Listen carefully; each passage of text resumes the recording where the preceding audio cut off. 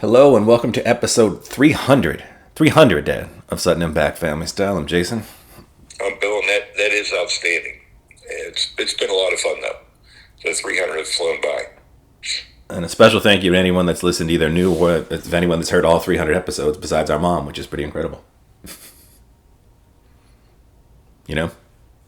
Points. I thought TCU was a team of destiny, but the destiny was going to end.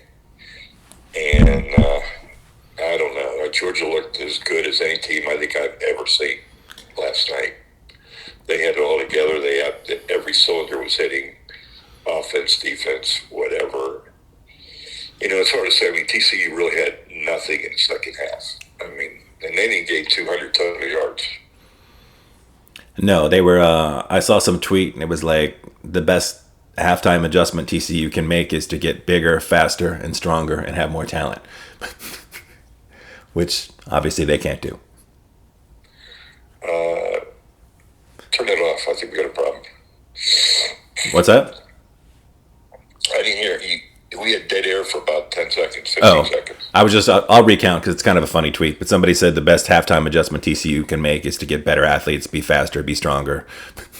And, yeah, you know, it just. They brought up that one quote, too, that somebody said the best thing could happen ever played in Alabama, whoever it was not to come back out at halftime.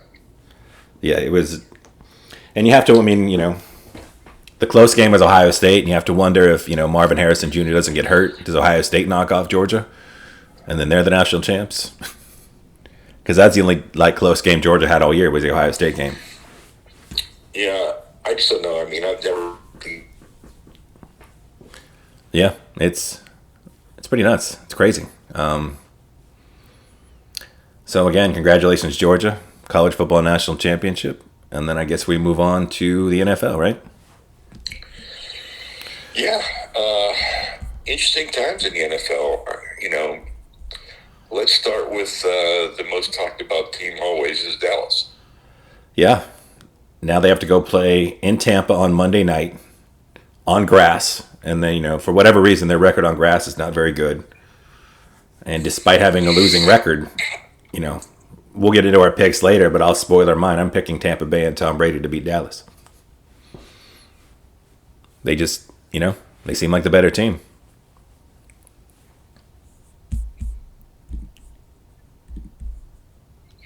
Jay? Yeah, let me pause for a second. So we got Tampa Bay, Dallas. And as much as I haven't liked Tampa Bay all year, I'm thinking I like Tampa Bay in this game. Like I said, home field, on grass, Tom Brady, and then Dallas is just Dallas. I know that's not a very good analysis, but I mean, you just can't. It's hard to have a lot of faith in that team, right? And he's thrown a pick 7 games in a row. And he technically He's got a good defense. Yeah. You know, Tom Brady's like a cockroach, man. You let him in the playoffs, who knows what happens. And especially with, you know, it seems like he and the receivers are starting to get on the same page. And that's a championship team, a lot of championship DNA there. And like you said, you open the door for them. And all of a sudden they're looking at the NFC, which, let's just cover the NFC now. You have Seattle at San Francisco is our first game. So you got Geno Smith going up against Brock Purdy, which is a pretty unlikely matchup, right? Yeah, I've got to take the 49ers. If the defense is playing too well, Seattle was lucky to win the last game. And, you know, Brock Purdy is, you know, looked really good, very efficient. And when you're throwing to Christian McCaffrey, Brandon Ayuk, George Kittle, Deebo Samuel, you know, you just have to put the ball to them and they'll do the rest, you know? So. Yeah, I mean, they look really good. Their defense is good. Bosa's playing well. Yeah, San Francisco's got to advance. And then we got New York and Minnesota. We have Minnesota people in our family. So I guess we're technically rooting for them, although I find myself pulling for the Giants. Yeah, the game's in Minnesota, which will help. But there's something about the Giants, their coach, you know, Daniel Jones and Saquon Barkley, who looked like they might be out of a league a few, you know, after last year. Now look like they're going to be getting new contracts.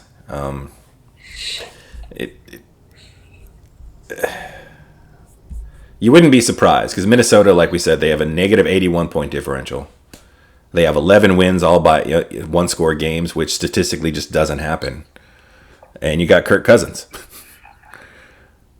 Yeah, you got all these things happening. So which I don't know. But it is in Minnesota, and that is that's a proud football football community. That dome is going to be rocking. It's going to be loud. And, they do have Justin Jefferson and Dalvin Cook as well. So it's hard to imagine the Minnesota. But, that's a game. If a gambler person, I would stay away from that game. I would too. And to me, the best team in that division at the end of the year was the Lions. The Lions, Jameson Williams got back in their lineup. Their super fast wide receiver who was the 12th overall pick last year. They have 2 first-round picks this year. And they really and their offense is pretty well set with those running backs, that offensive line. Jared Goff resurrected back from the dead. Jared Goff looks like, you can roll with him for the next 2 years, right? Unless it's a quarterback you absolutely love. Absolutely. He's played better than he's ever played. And then, the two-headed monster, all you really need is you got a chance to get 2 defensive studs in the first round, and Dan Campbell looks like a legit coach. I thought he was kind of going to be a joke, but I was very wrong on that one. Yeah, he's done well. Well, I guess before we move on from the NFC, do we need to mention Aaron Rodgers like everybody else does? I think it's time to step away. Yeah. I don't think his heart's there. I just think that he hasn't been able to win the big games this year. I think it's time. I was having some thoughts, during all this Aaron Rodgers talk, right? Because he's basically been one of the quarterbacks of the last 2 decades, and everybody keeps saying he's one of the best, right? I'll acknowledge he's one of the best. I just think his best is over. But I feel like on the talking heads and a lot of football people are like he's, so great, so talented, and I can't deny that. But if we look at his career versus Ben Roethlisberger's career, who again isn't a well-liked person, but Ben Roethlisberger went to 3 Super Bowls, won 2 Super Bowls, and he did it in the AFC where Peyton Manning and Tom Brady were in that division, and the Ravens were there every week. So I kind of feel like when you're talking about, greatest of all time, like on that list, I think there's an argument that he's not even above Roethlisberger. Wow, that's a strong argument from you because you're not a Roethlisberger fan. I'm not, but like I said, people are always like, Montana, Brady, Manning. You go down the list of like the all-timers. And then people always want to put Rodgers in that top 5, top 6. But you look at what he's accomplished, and it just, and that was in an NFC in a very weak division. And I can't deny that he's got incredible arm talent, and he put together, some MVP seasons, and some seasons where I think he had like a lot of yards, but he hasn't won as much. He's like the Atlanta Braves; he hasn't won as much as he should have won with all the talent. Right, and like I said, Roethlisberger did his damage when you're going against Peyton Manning and Tom Brady in the AFC Championship game every year, one of those two. So I just that's my we'll have a Steeler moment in a little while, but I was just throwing that out there for people as our sort of talking head moment where I sound like the crazy person, and But, okay, so we got the 49ers. We're split on the Vikings, Giants, and we have the Bucs. Yeah, and I guess as we move on to the AFC, special shout out to Florida, right? 3 teams in the playoffs. Yeah, I didn't think about that, but yes. Although we argue the one shouldn't be there, but let's go ahead and go with our games. Okay, so our first one is the Los Angeles Chargers in Jacksonville. I think it's the most intriguing of the 3 games. Without a doubt. I think Jacksonville has a giant advantage at head coach. Summed up pretty nicely by the last, Charger game. They had nothing to play for. You got Mike Williams, you got Keenan Allen, you got Austin Eckler, who have all missed time all year long. And he was playing him into the third quarter, and Mike Williams ended up, limping off the field. And you just got, what are you thinking? It's not like they had I don't know what to think. Jacksonville at home, they're playing well. Defense plays well. And the Chargers have been, they won 10 games, but they're kind of hot and cold. Yeah. I'm probably going to lean toward Jacksonville. Again, much like the Minnesota Giants game, like this would be a game if I was a gambler I'd be very afraid of. But like you, I like Jacksonville. I like their coach. Trevor Lawrence has looked much better this year. I think they're still missing a big-time number 1 wideout, and maybe that'll be the difference, something they can pick up in the offseason. But Yeah, I'm looking for Jacksonville to win and another coaching change coming up in the Chargers. I think you have After the to. loss. Yeah. And again, maybe that's a team that you give up your first round pick and you take Sean Payton. Maybe Because so. the next game we can talk more about. I don't think either one of us has any question. The Bills are going to beat the Dolphins, right? The Bills are going to beat the Dolphins. Enough said. Let's move on. There's nothing to say in that game. And then our last The wild. Dolphins backed in, and they're not. Yeah, their best hope is that a broken-fingered Teddy Bridgewater is the quarterback, as opposed to Skyler Moore, whoever that guy's name is, who's their third-string quarterback who's starting. So, yeah. That brings us to the Bengals and the Ravens, and who's going to play quarterback for the Ravens? And at this point, I don't think it matters because I think Cincinnati wins. It is. And I would like to remind people, with my terrible Saints pick on the one side, I did have the Bengals winning the Super Bowl, so I still have one chance I could be right. But I think when we're talking about Baltimore, like that Lamar situation is very weird. You know? Because he doesn't seem to want to be there anymore. And you're not sure that the Ravens, if the Ravens really wanted him, he would have already been signed to a 5-year, $200 million guaranteed contract. But when you look at his numbers, like they're incredible when he's in there. But yeah, but you got a good look at what the Ravens are without him. Yeah, not great. It's not pretty. No. But again, you built an entire offense around Lamar Jackson and his skill set. So when you bring in, You build an entire offense around Lamar Jackson. When Lamar Jackson's not there, the offense doesn't work. Yeah, because Tyler Huntley is not Lamar Jackson by any stretch. He's a nice backup. You really compounded your problem. If you don't sign Lamar, you're in for a massive reconstruction rebuild. Yeah. But I wonder, because he's been in that weird. No one's saying he doesn't have, he's not sore or have injuries, but, there's been when you get that, whenever the player is speculated that maybe he could play and he's choosing not to play, especially in a contract year, you never know how that's going to affect the way your team looks at you, the way your team, rallies around you or doesn't rally around you. Harbaugh had to defend it this morning on the press conference. Yeah. So I guess press conference was yesterday. I was watching the replay of the press conference. And again, the Bengals are just playing really good football on both sides of the ball. And they are, they followed the model where your quarterback's on a rookie deal. You surround him with a lot of talent. And, you could argue they have the three, if you're taking your 1 to 3 wide receivers, they have the best 1 to 3 wide receivers in football. Right? Oh, absolutely. Because, T. Higgins, Jamar Chase, and Boyd, they... And I like Mixon and P-Rod running backs. They're strong. They did lose their right tackle, but Joe Burrow, and then you got Joe Burrow, who just seems to have, the it factor, right? Big time. Big time.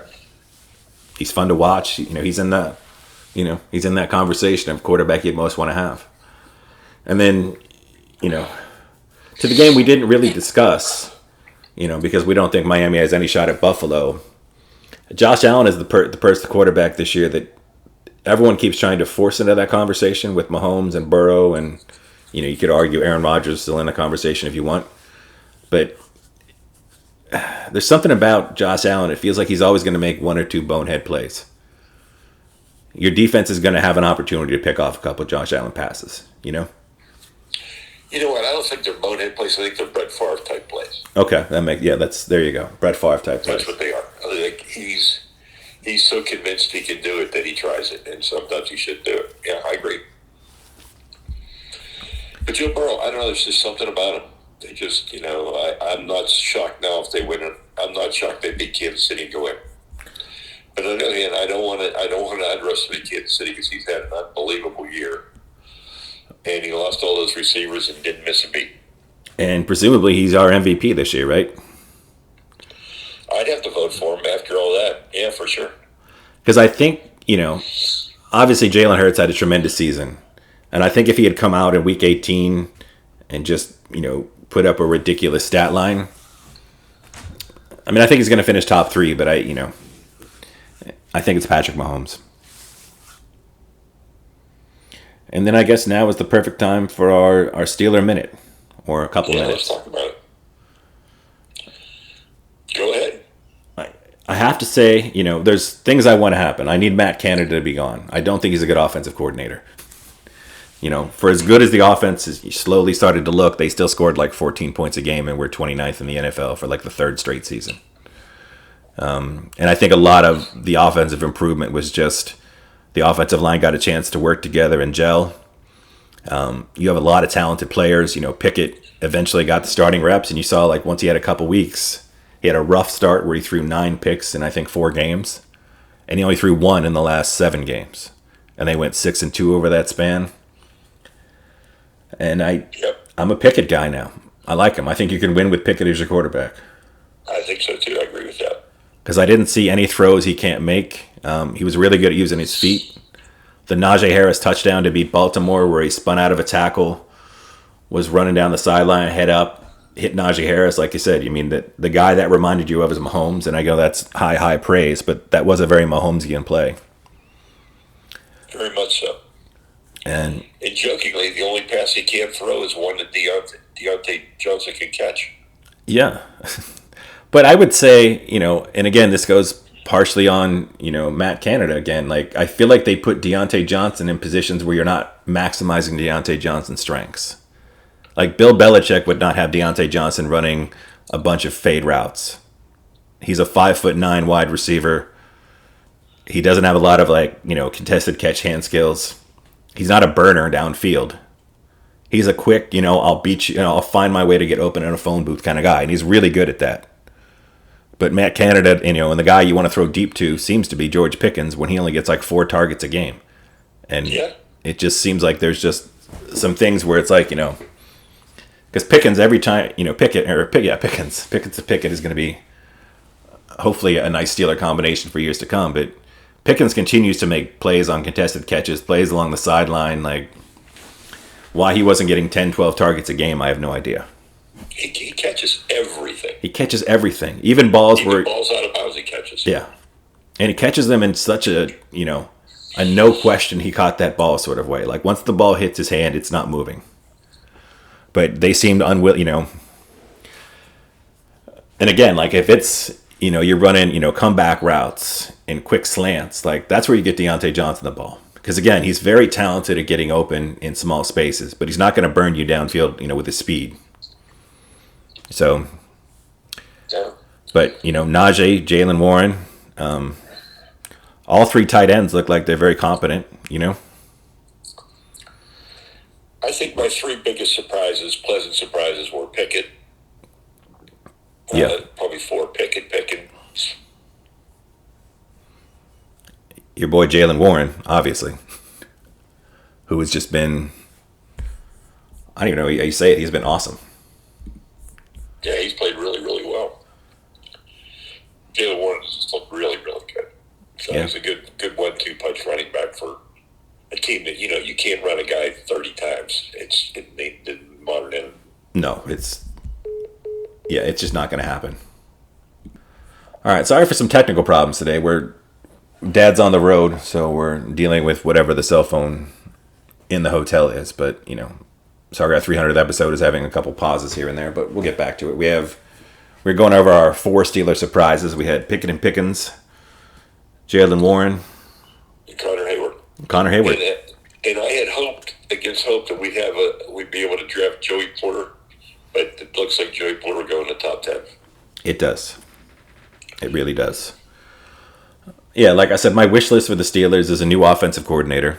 The Browns apparently want Flores to be their defensive coordinator, so we might lose his mind but new offensive coordinator, and then just with those first 3 picks, because the Steelers now have the 32nd pick in the draft thanks to the Claypool trade.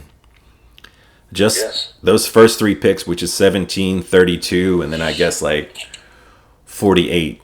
We just need 3 more contributors because everyone contributed this year. It was a really good draft the year before. And, Kevin Colbert went out on a high note. Yeah, he did. Yeah. I mean, you could argue they need another corner. They definitely need another inside linebacker. A third pass rusher. I like DeMarvin Leal. And with Hayward coming back, and if they can bring back Montez Adams and some of those other young defensive linemen, like, not that you can always, use guys in the trenches, but... And then I'm sort of on my own island, apparently, in Steeler land, where I do feel like they need another receiver. I hope Calvin Johnson... I agree. I'm not a Deontay Johnson Like, I really hope Calvin Austin can come and contribute next year. But I think, if it's Calvin Austin, if it's Sims, if it's Pickens, obviously is our number one, and Deontay Johnson somewhere in there, I still feel like, any of those guys go down, and I don't want to see a Miles Boykin I don't want Gunner and Miles Boykin getting his reps next year. I think they need, one more guy. We need more. Yeah. Well, let's go a little NBA. Let's do it. You've been talking up Jokic every week, and now I started watching him, and I agree. He is a special talent that should be, could be, would be the MVP again. I don't know. He's just like Tim Duncan. He's the big fundamental. And he does everything well. And you can't guard him because he's like Shaq said. I listened to Shaq talk about him the other day. Like, he can bring the ball up the floor. He's perfect. He's a good 3-point shooter. He's a good outside shooter. If you double him, he's a great passer. He's an incredible passer. I mean, he's an all-time passer. Like, if you double him, he will find the open guy, and he puts you in a position. Larry Bird passing-wise. Yeah, there's no question. He's just unbelievable court vision. If you leave him singular, he'll score on you, and if you double him, he will find somebody either. And again, and it's infectious. Where if I cut, because I mean, there's nothing more frustrating than you're playing, and you make great cuts to the hole, and the guy's just dribbling the basketball, and eventually you just get frustrated. But with Jokic, it's like, if I cut to the basket and I'm open, the ball is going to find my hand, and I'm going to have a shot. And if he was in another market, like a traditional basketball market, like in New York, in LA, in Chicago, he'd get a lot more credibility and a lot more ink. Yeah, but he's in a football market with a basketball team that really has never been, gotten a lot of acclaim. But if they can continue to if they end up at the 1 seed in the West with either the best record or the second best record in all of the NBA, because I think right now they're a couple games back of Boston, who has an MVP candidate in Jason Tatum. I think it'd be hard to deny it. And I know I'm on the record of saying that I don't feel like you should be able to get more than one MVP until you've made the finals or won a finals, but maybe I'll have to go back on that. Yeah. I mean, he's earned my respect. I really like him. And I love John Morant. And both of those guys, I think, are amazing. But Jokic is just special. They're both special. I can't argue against one or the other. And Luka's having a fantastic year. He is. And Luka, if he can keep... Luka's buried in it. As Luka, as good as he is buried in a football market. And the Dallas Mavericks, I mean, they currently sit in 4th place. And, when you look at the teams below them, which is Sacramento, who's playing outstanding this year. The Clippers, who... It's hard to know what to think about the Clippers. Because they've got a lot of guys that can play basketball, but then you have Kawhi and Paul George, who can't seem to play more than 2 games in a row, right? And I just feel like if you're a team, it's, I'll talk about Shaq and Charles, who I think are 2 of the best talking basketball we've ever had. And they said, when you're a guy like Terrence Mann or any of the other players on the Clippers, it's really tough going in. I think people, it's tough for people to understand this concept, but if you think you're going if one night you're going to get 15 touches and then the other guys come back and now you're supposed to go back to getting 3 shots, it's difficult mentally to do that. And that's where the position the Clippers are in with all their guys, where, when Paul George and Kawhi are in there, they sort of, the whole game plan changes, your whole role changes. And then when they're gone, you're supposed to then you're supposed to get your time again. And I think it just gets frustrating for those guys. Yeah.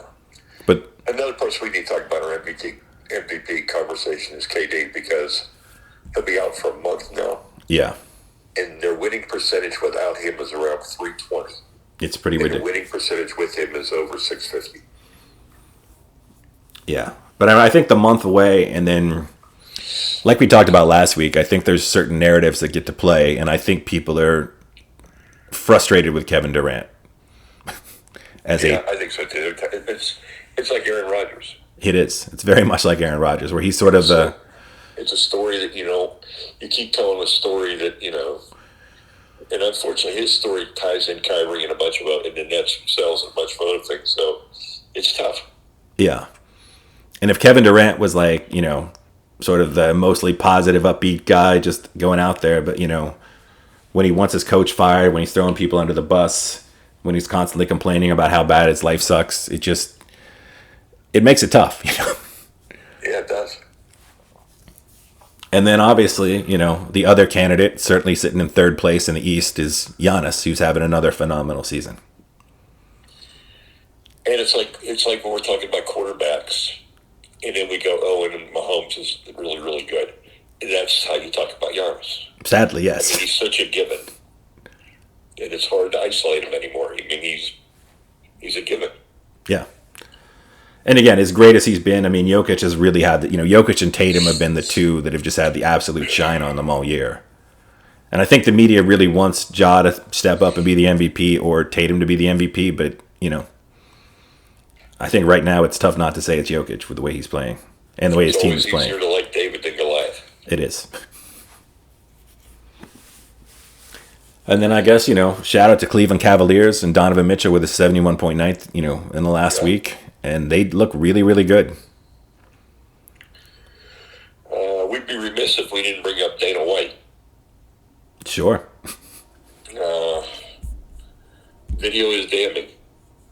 It's not real good. No.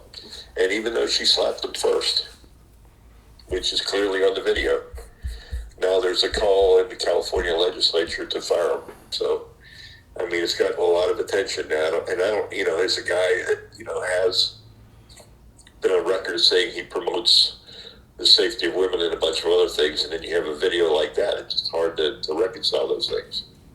And you're in a culture right now where, the National Women's Soccer League just banned 4 coaches for life. And you've got a lot of things going on, so I don't know where this Dana White thing is going to end up. No, and I don't. I mean, if you look at that video and it's all you need to say. But Dana White's another one of those public figures that's not really well liked. He is, shot his. I mean, he went from being, sort of the hero of the underground fighting scene and bringing MMA to the masses, and he gets all the credit in the world for that. But he's angered a lot of people, both publicly and privately. So he's one of those people that the second anything happened, people were ready to take him down. And again, based on that video, he deserves to be taken down completely. But I think, he's also in that position of like, nobody really wants him to be successful anymore. Right. Sort of like the KD MVP thing where it's like, nobody wants that to be the case. So. And I'm sure people are rooting back to basketball on a less serious note is that they don't want Kyrie and the Nets to do well with Kevin Durant out. Well, I've got a basketball question that is not an NBA basketball question. It's an NCAA basketball question. Okay. What has happened to Kentucky? I don't know. I think it's a weird thing because do you think, this was my theory,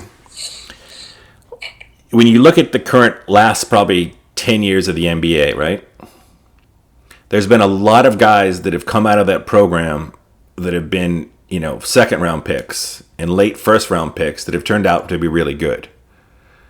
And I think if I'm a young player, I'm looking at that and it's like, I'm no longer, it's, when you get your, obvious first, top 5 picks, but it seems like a lot of guys are coming out of their program undervalued.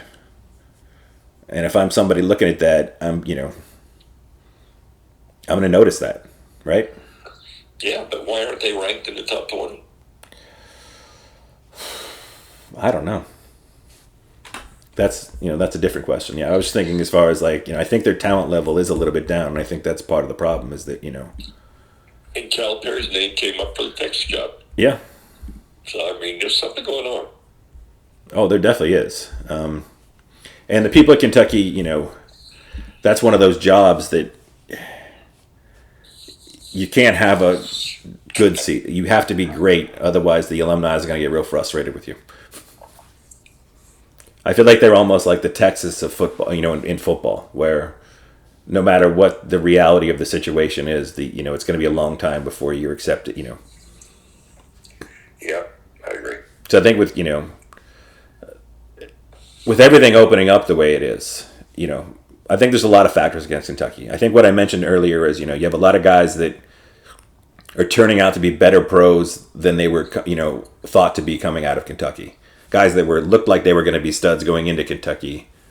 Then all of a sudden they underperform and they fall in the draft. which isn't good for your recruit. I don't think Kentucky's probably the best NIL deal, right? That city, that state. I don't know. It should be pretty good. It should be, but I mean, I think there's some other schools that, can match them that maybe, you're not going to be stuck playing in Lexington. And then I think, you just have all these alternative ways to get to the NBA now. Like, I looked at a mock draft, and I think 6 of the guys are in the G League. Getting paid to play right now. So... Yeah, it's complicated. I mean, when Kentucky's not ranked, it's such a rarity. It just meant something we had to talk about it. So. Oh yeah, definitely. Well, I know you posted pictures from Fiore's Pizza yesterday. With Troy Polamalu there, it's his favorite pizza place. Yeah. And that's the one that's not as good. That's the new one. I know, that's the one, like, when you look at pictures, you're like, that one looks super nice. And the other one is... super nice, but it's just not quite as good as the old one. I don't know why, but... Yeah, because you would figure they've got the same ingredients, the same recipes, the same water. Like, it's hard to imagine what's different, right? No, not the same water. Oh, Suburb water, city water. Oh, okay. Well, we have places down here that have that, special New York filter that's supposed to make the water turn into New York water down here. So, I mean, I'm sure they can figure something out.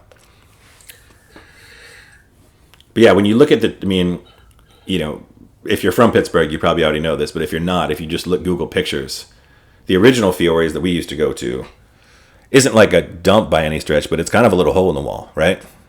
Oh, yeah. No question. It looks like an old slice shop on a hill. And, And this is a sit-down, really nice restaurant. Yeah, and you saw, if you look at the picture of Polamalu, they're standing in front of like a big, like, stone counter, and it looks super fancy, but yeah. Well, it's in a real affluent area, too. Yeah. My food moment, though, is Willie Jewell's Barbecue. Okay. Which is a chain, which I was surprised.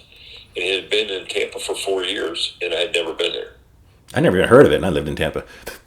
No, they took out a full-page ad in the Sunday paper, and I decided to go try it because I hadn't been there. Yeah. And I was blown away. I had a 3-meat combo, brisket, pork, and ribs, and they were all outstanding. Wow. And then they had 4 different sauces. They had a sauce bar, so you could mix and do whatever you wanted to do. And I know that's big on your plate. I do enjoy a nice sauce bar. So if you're in the Tampa area, check out Willie Jewell's or look up and see if there's one in your area. There's one in New Hampshire. Huh. And I have to say, living in New Orleans right now, which people consider an amazing food city, and it is a very good food city, I'm not going to deny it, but when I think about most underrated food cities, I think Tampa is number 1 for me. And Tampa's gotten better and better. Because, I mean, we've gotten, you've got the Italian place in Ybor. You got the James Joyce Pub for your pub food. You got a Cristino's. You got excellent seafood along the coastline. And you got really good barbecue. And 3 chain barbecue places between Four Rivers, Mission, and apparently this place that are all good, besides some smaller joints. So, I mean... Yeah. Tampa's got very good food. And I know a lot of it, I mean, because, people end up in Florida that come from other parts of the country and they want to have their delicious food there. So it ends up with a lot of that, you end up finding a lot of those local favorites. But yeah, so I just give a little special shout out to Tampa for food. Entertainment, I started watching Jack Ryan. Okay. Watched the first 2 episodes. I really, really liked it, so we'll continue with that. I'm sure that's good. That's one that I have watched The Office so many times that I don't think I can ever not see him as Jim from The Office. And that's on me. I think I like it because I didn't watch The Office. Yeah. And again, that's not on... So I can accept it. Yeah, that's not on him as an actor. I don't want to, diminish his performance. It's just, I think when you see something like this positioned that way, that's the first thing that's up in your head. Yeah. And again, I've seen The Office all the way through a ridiculous number of times. I think we watched it twice all the way through because it was a very comforting show during the pandemic. So, yeah. And then, you could never take a character from Seinfeld and drop in something else other than Elaine. No. I mean, you could take George and Kramer. They're hard because you see them a certain way. Yeah. And I guess while we're on our entertainment moment, I'll give a special shout out to Jason Alexander. Every interview I've ever seen, he's one of the few actors I've seen that's never bitter about what we just talked about. he's super grateful that he was part of one of the, most beloved sitcoms of all time, and he understands that it's tough for him to be seen in other ways. And he's obviously still had an incredible career on Broadway, and he's done lots of TV and movies, but I see a lot of other actors that get very upset when people can't move past it. But he's like, I'm one of the most iconic characters in TV history, and I'm just grateful for that opportunity. So Yeah. I always like when people sort of have that attitude. It's a good perspective. You're grounded. Yeah. Like you got, You're appreciative. yeah, it's like some of the one-hit wonders where it's like, I wrote a song that's forever beloved, and, every time people hear it, they get excited. And so few people in the world ever get to write one song, let alone, a beloved one, And again, it's one thing if you write like I'm sure like some sort of corny, but if you write a really good song that just, was your only big hit, it's not the worst thing in the world. And speaking about songs, and I'll send this to you, my SBJ column this week, I based it on Make Your Own Kind of Music by Mama Cass Elliot. Oh. A song that I was never crazy about when it was out in the late 60s. But when Volkswagen picked it up, I guess I kind of got into listening to the commercial. So I listened to the song and I read the words. It's a great motivational song. Okay. So I posted it on my Twitter, my Facebook, and LinkedIn. All right. I guess under the entertainment moments, we watched the entire mini-series of Chippendales. It was pretty enjoyable. Okay. Kumam John, I can't pronounce his name, but he gives a great performance as Steve. I don't remember the guy's last name, but it's kind of a fascinating story. You would think it would be, just kind of boring, but it does involve murder and lots of other stuff that you wouldn't expect to come out of the guy that made Chippendales. Interesting. Yeah. And I think it's 6 or 8 episodes, and it flows pretty well. But I think that was pretty much it on the entertainment front. Okay. Yeah. Well, shout out to your show that should be premiering this month. January 18th, I think Your Honor Season 2 pops up. Okay. So everybody watch Your Honor. Yeah, it's, check out Season 1, Season 2, and, for people that are excited, there's already talk about its 3rd season, so, you can... Yeah, I would recommend it, Season 2 is going to be good, but I think you get a lot more out of it if you watch Season 1. Oh, without a doubt. Try and binge on Season 1 before you start watching Season 2. Very worthwhile. Without a doubt. And again, thank you to everyone that stuck with us through 300. Sorry for our little technical gaffes today. I'll do my best in post-production to make them as smooth as possible, but we did have some connection issues getting the show put together. But that usually isn't the case with us, so... And we were going to try to have a special guest for our 300 show. It didn't work out because I was on the road. But we are going to have a special guest coming up, and we'll tease it once I have a firm date. Okay. And it'll be very unlike the shows Jason and I do because it'll be about a sport that we talk very little about. Yes. Dude or That's both. all I'll say. That's perfect. And then I think this week before have a great week. Enjoy the NFL playoffs. Yeah,